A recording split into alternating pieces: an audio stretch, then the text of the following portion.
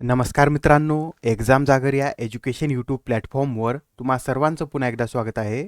मित्रांनो, या आधीच्या सत्रामध्ये मी तुम्हाला एक प्रश्न विचारला होता आणि प्रश्न काय होता? तर IQ एअरच्या अहवालानुसार कोणते शहर हे भारतातील सर्वाधिक प्रदूषित शहर ठरले आहे? आणि या प्रश्नाचं योग्य उत्तर आहे पर्याय क्रमांक 2 म्हणजेच राजस्थानमधील भिवाडी हे भारतातील सर्वाधिक प्रदूषित शहर ठरलेले आहे. आणि तसेच मध्य आणि दक्षिण आशियामधील सर्वाधिक प्रदूषित शहर कोणतं आहे? तर पाकिस्तानमधील लाहोर आहे. आणि या मध्य आणि दक्षिण आशियामधील पहिल्या 15 शहरांपैकी 12 शहरे ही भारतामधील आहेत. आणि तसेच मध्य आणि दक्षिण आशियामधीलच सर्वात कमी प्रदूषित शहर कोणतं आहे? तर पश्चिम बंगालमधील तारकेश्वर हे शहर सर्वात कमी प्रदूषित शहर आहे. आणि मित्रांनो, तुमच्यासाठी जो डेली प्रश्न असतो त्याचं कमेंटमध्ये उत्तर देण्याचा प्रयत्न करत चला जा. उत्तर चुकलं तरी काय हरकत नाही, कारण ज्यावेळेस तुम्हाला या प्रश्नाचं योग्य उत्तर माहित होतं त्यावेळेस हे प्रश्न तुमच्या दीर्घकाळापर्यंत लक्षात राहतात. तर आता आजच्या सत्राचा पहिला प्रश्न पहा. आता नुकतेच टाइम मॅगझिन्सने 2023 मधील जगातील सर्वोत्तम 50 स्थळांची यादी प्रकाशित केलेली आहे आणि या यादीमध्ये भारतातील किती स्थळांचा समावेश करण्यात आलेला आहे? तर आता या टाइम मॅगझिन्सच्या 2023 मधील जगातील सर्वोत्तम स्थळांच्या यादीमध्ये भारतातील 2 स्थळांचा समावेश करण्यात आलेला आहे. आणि ती स्थळे कोणती? तर नोट करून घ्या. यामध्ये भारतातील केंद्रशासित प्रदेश लडाख आणि ओडिशामधील मयूरभंजन या जिल्ह्याचा समावेश करण्यात आलेला आहे. आणि तसेच आता इथे लडाख विषयी हे सुद्धा नोट करून घ्या. आता नुकतेच भारताने लडाखमधील लेहच्या हेनले गावामध्ये पहिला डार्क स्काय रिझर्व स्थापन केलेला आहे. आणि आता प्रश्न क्रमांक दुसरा पहा. 2022चा सरस्वती सन्मान कोणाला जाहीर झाला आहे? तर नुकताच आता 2022चा सरस्वती सन्मान हा शिवशंकरी यांना जाहीर झालेला आहे. आणि आता या ज्या शिवशंकरी आहेत या एक तमिळ भाषेमधील लेखिका आहेत. आणि तसेच त्यांच्या कोणत्या पुस्तकासाठी त्यांना पुरस्कार जाहीर झालेला आहे? तर त्यांना त्यांच्या सूर्यवंशम या आत्मचरित्रासाठी हा पुरस्कार जाहीर झालेला आहे. लक्षात राहू द्या, सूर्यवंशम हे त्यांचं आत्मचरित्र आहे आणि हे आत्मचरित्र 2019 मध्ये प्रकाशित करण्यात आलं होतं. आणि तसेच शिवशंकरी यांनी आतापर्यंत 36 कादंबऱ्या, 150 लघुकथा, 15 प्रवास वर्णने, 7 निबंध संग्रह आणि 3 चरित्र लिहिलेले आहेत. आणि त्यांनी भारताच्या माजी पंतप्रधान इंदिरा गांधी यांचं चरित्र सुद्धा लिहिलेलं आहे. आणि तसेच त्यांची पुस्तके इंग्रजी, जपानी आणि युक्रेनियन भाषेमध्ये सुद्धा अनुवादित झालेली आहेत. आणि आता जो सरस्वती सन्मान आहे या पुरस्काराची सुरुवात कधी करण्यात आलेली आहे? तर हा पुरस्कार 1991 पासून देण्यात येत आहे. आणि हा सरस्वती सन्मान कोणाला देण्यात येतो? तर कोणत्याही भारतीय भाषेत लिहिलेल्या आणि गेल्या 10 वर्षात प्रकाशित झालेल्या उत्कृष्ट साहित्यकृतीला दरवर्षी हा पुरस्कार दिला जातो. येथे हा पॉइंट नोट करून घ्या. कोणत्याही भारतीय भाषेत लिहिलेल्या आणि गेल्या 10 वर्षात प्रकाशित झालेल्या उत्कृष्ट साहित्यकृतीला हा पुरस्कार देण्यात येतो. आणि व्यास सन्मानमध्ये आपण काय पाहिलं होतं? तर व्यास सन्मान हा हिंदी भाषेतील साहित्यकृतीसाठी देण्यात येतो, तर सरस्वती सन्मान हा कोणत्याही भारतीय भाषेत लिहिलेल्या साहित्यकृतीसाठी देण्यात येतो. आणि तसेच या सरस्वती सन्मानामध्ये पुरस्कार स्वरूप किती रोख रक्कम देण्यात येते? तर यामध्ये 15 लाख रुपये रोख रक्कम देण्यात येते. आणि पहिला पुरस्कार 1991 मध्ये हरिवंशराय बच्चन यांना देण्यात आला होता. आणि याआधी 2021 साठीचा हा पुरस्कार कोणाला जाहीर झालेला आहे? तर राम दशमेश राय यांना 2021 साठीचा हा पुरस्कार मैं तो यहाँ हूं या त्यांच्या कविता संग्रहासाठी जाहीर झाला होता. तसेच 2020 साठीचा हा पुरस्कार मराठी लेखक शरण कुमार लिंबाळे यांना त्यांच्या सनातन कादंबरीसाठी देण्यात आला होता.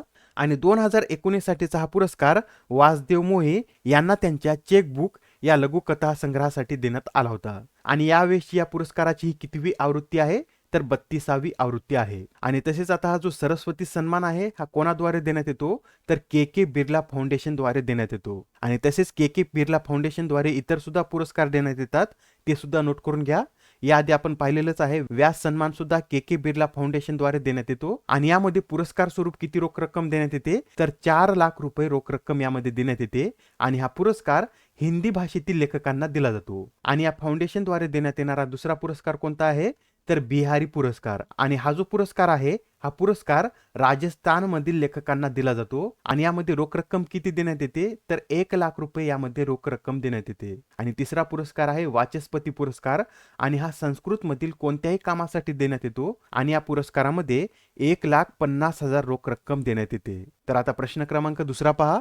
कोणते राज्य हे रेशीम उत्पादकांसाठी विमा योजना सुरू करणारे देशातील पहिले राज्य ठरले आहे? तर आता रेशीम उत्पादकांसाठी विमा योजना सुरू करणारे उत्तराखंड हे भारतातील पहिलं राज्य ठरलेलं आहे. आणि ही जी विमा योजना आहे ही उत्तराखंडमध्ये पहिल्या टप्प्यामध्ये 4 जिल्ह्यातील 5 ब्लॉकमध्ये लागू करण्यात आलेली आहे. आणि ते 4 जिल्हे कोणकोणते आहेत तर डेहराडून, हरिद्वार, उधमसिंग नगर आणि नैनिताल या 4 जिल्ह्यातील 5 ब्लॉकमधील 200 रेशीम उत्पादकांना ही योजना पहिल्या टप्प्यात उपलब्ध करून देण्यात आलेली आहे. आणि आता आपण इथं उत्तराखंड या राज्याविषयी बोलत आहोत, तर याविषयी हे सुद्धा नोट करून घ्या.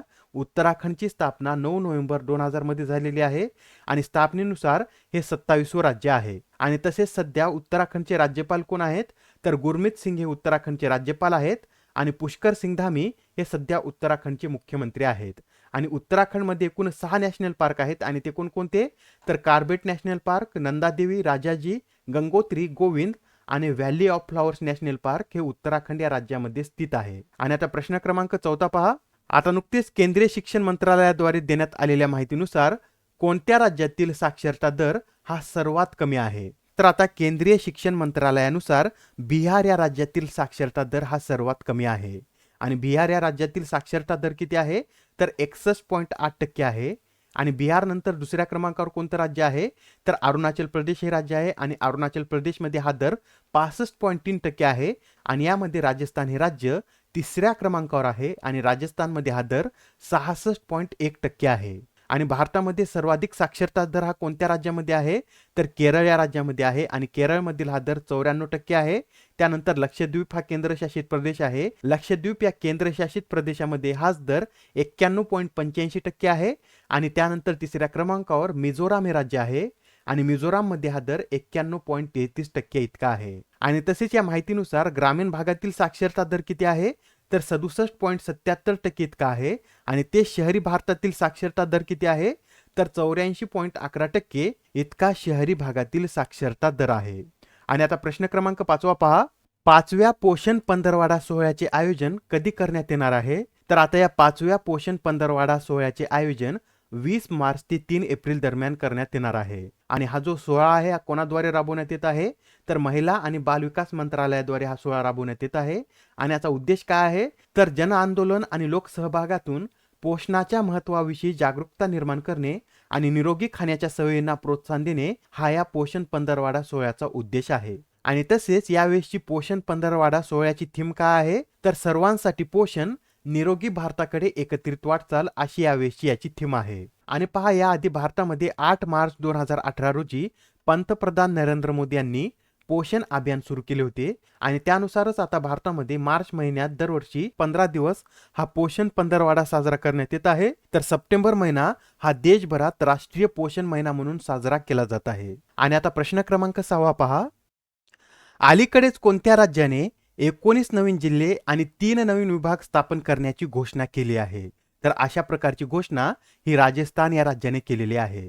आणि आता हे 19 जिल्हे स्थापन करण्यात आल्यानंतर राजस्थानमधील एकूण जिल्ह्यांची संख्या किती होईल तर 50 इतकी होईल. आणि तसेच राजस्थानमध्ये जे 3 नवीन विभाग स्थापन करण्यात येणार आहेत त्यांची नावे काय आहेत तर बांसवाडा, पाली आणि सीकर हे 3 नवीन विभाग स्थापन करण्यात येणार आहेत. आणि हे 3 नवीन विभाग स्थापन झाल्यानंतर राजस्थानमधील विभागांची संख्या ही 10 इतकी होईल. आणि पहा, आता हा जो राजस्थानमधील जयपूर जिल्हा आहे हा 4 नवीन जिल्ह्यामध्ये विभागण्यात आलेला आहे. तर जयपूर उत्तर, जयपूर दक्षिण, दुड्डू आणि कोटपुतली हे 4 नवीन जिल्हे यामधून स्थापन करण्यात आलेले आहेत. आणि याबरोबरच जोधपूर हा जिल्हा जोधपूर पूर्व, जोधपूर पश्चिम आणि फलोदी असा 3 जिल्ह्यामध्ये विभागण्यात आलेला आहे. आणि राजस्थानमध्ये इतर जे नवीन जिल्हे स्थापन करण्यात येणार आहेत त्यांची नावे सुद्धा आपण पाहून घेऊया. तर पहा, अनूपगड, बालोतरा, बेवार, डीग, डिडवाना, कुशमन शहर, गंगापूर शहर, केकरी, खेरथल, निमकथाना, सालुंबर, सांचोरे आणि शहापूर हे नवीन जिल्हे राजस्थानमध्ये स्थापन करण्यात येणार आहेत. आणि राजस्थानविषयी हे सुद्धा नोट करून घ्या. राजस्थानचे राज्यपाल कोण आहेत तर कलराज मिश्रा हे राज्यपाल आहेत आणि अशोक गेहलोत हे राजस्थानचे मुख्यमंत्री आहेत. आणि राजस्थानमध्ये एकूण किती नॅशनल पार्क आहेत तर 5 नॅशनल पार्क आहेत. आणि ते कोणकोणते तर रणथंबोर, केवलादेव, सरिस्का, मरुभूमी आणि मुकुंद्रा हिल्स हे 5 नॅशनल पार्क राजस्थान या राज्यामध्ये स्थित आहेत. आणि तसेच राजस्थान या राज्यामध्ये इंदिरा गांधी कालवा सुद्धा आहे आणि माउंट आबू हे थंड हवेचे ठिकाण सुद्धा राजस्थान या राज्यामध्ये स्थित आहे.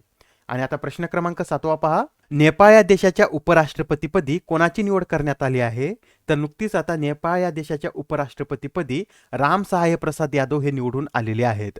आणि आता जे रामसाहेब प्रसाद यादव आहेत यांची नेपाळचे तिसरे उपराष्ट्रपती म्हणून निवड झालेली आहे आणि ते जनता समाजवादी पक्षाचे नेते आहेत. आणि आता रामसाहेब प्रसाद यांच्याविषयी सांगायचं झालं तर त्यांनी 1990 मध्ये नेपाळ सद्भावना पार्टीमधून राजकीय प्रवास सुरू केला होता आणि तसेच ते मदेशी जन अधिकार मंचचे संस्थापक सरचिटणीस देखील होते. आणि पहा नेपाळमध्ये 2008 मध्ये संघीय लोकशाही प्रजासत्ताक प्रणाली स्वीकारण्यात आली आहे आणि तेव्हापासून ही उपराष्ट्रपती पदाची तिसरी निवडणूक आहे. आणि नेपाळमधील उपराष्ट्रपतींचा कार्यकाळ किती वर्षांचा असतो तर नेपाळमधील उपराष्ट्रपतींचा कार्यकाळ हा 5 वर्षांचा असतो. आणि याआधीच आपण पाहिलेलं आहे की नेपाळचे राष्ट्रपती कोण बनलेले आहेत तर रामचंद्र पौडेल हे आता नेपाळ या देशाचे नवीन राष्ट्रपती बनलेले आहेत. आणि आता प्रश्न क्रमांक 8 पहा, खालीलपैकी कोणता खेळाडू हा ATP मास्टर्स 1000 चे विजेतेपद जिंकणारा सर्वात वयस्कर टेनिसपटू ठरला आहे? तर या प्रश्नाचं योग्य उत्तर आहे पर्याय क्रमांक 2 तर रोहन बोपन्ना हा ATP मास्टर्स 1000 चे विजेतेपद जिंकणारा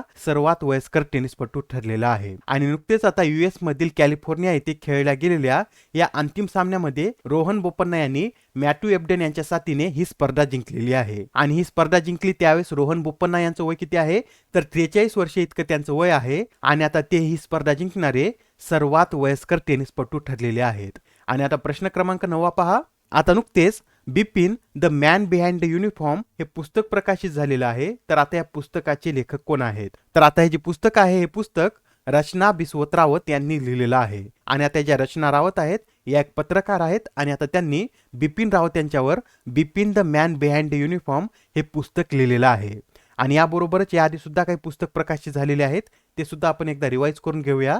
तर पहा, KM चंद्रशेखर यांचं ॲज गुड ॲज माय वर्ड हे पुस्तक प्रकाशित झालेलं आहे. सलमान रश्दी यांचं विक्टरी सिटी, मेघनाथ देसाई यांचं the poverty of political economics, Ashwin Fernandes यांचं India's knowledge supremacy the new dawn, Shubhra Gupta यांचं Irrfan Khan a life in movies, Mike Pompeo यांचं never give inch fighting for the America I love, Arvind Mandloi यांचं जादूनामा जावेद अख्तर एक सफर, prince Harry spare, doctor AK Dwivedi human anatomy आणि Michelle Obama यांचं the light we carry हे पुस्तक प्रकाशित झालेलं आहे. आणि आता आजच्या सत्रामधील शेवटचा प्रश्न पहा, दरवर्षी जागतिक पुनर्नवीनीकरण अथवा पुनर्वापर दिवस कधी साजरा केला जातो? इंग्लिशमध्ये सांगायचं झालं तर ग्लोबल रिसायकलिंग डे हा दरवर्षी कधी साजरा केला जातो? तर हा दिवस दरवर्षी 18 मार्च रोजी साजरा केला जातो. आणि हा दिवस प्रथम कधी साजरा करण्यात आला होता तर 2018 मध्ये हा दिवस प्रथम साजरा करण्यात आला होता. आणि ही यावेळेची या दिवसाची 6वी आवृत्ती आहे. आणि तसेच यावेळेची या दिवसाची थीम काय आहे तर क्रिएटिव्ह इनोव्हेशन अशी यावेळेची या दिवसाची थीम आहे. आणि मित्रांनो, आता 19 मार्च रोजी गुगलने एक डुडल लॉन्च केलेलं आहे आणि इमेजमध्ये ते डुडल सुद्धा तुम्हाला दिसत असेल. आणि हे जे डुडल आहे हे कोणावर आधारित आहे तर हे डुडल मारिओ मोलिना यांच्यावर आधारित आहे. आणि आता जे मारिओ मोलिना आहेत हे एक रसायनशास्त्रज्ञ होते आणि नुकतीच आता त्यांची 19 मार्च रोजी 80वी जयंती साजरी करण्यात आलेली आहे. आणि त्यांना कोणतं महत्वाचं कार्य केलेलं आहे तर मारिओ मोलिना यांनीच ओझोन थरातील छिद्राचा शोध लावलेला आहे. आणि त्यांना याच कामासाठी 1995च्या नोबेल पारितोषिकाने सुद्धा सन्मानित करण्यात आलं होतं. आणि आता आजच्या सत्रामधील तुमच्यासाठीचा प्रश्न पहा, 2023च्या गव्हर्नर ऑफ द इयर या पुरस्काराने कोणाला सन्मानित करण्यात आले आहे? आता या प्रश्नाचं उत्तर कमेंटमध्ये देण्याचा प्रयत्न करा. उत्तर चुकलं तरी काय हरकत नाही, कारण ज्यावेळेस तुम्हाला या प्रश्नाचं योग्य उत्तर माहित होतं त्यावेळेस प्रश्न तुमच्या दीर्घकाळापर्यंत लक्षात राहतात. तर आता पुढच्या सत्रामध्ये पुन्हा भेटूया. धन्यवाद.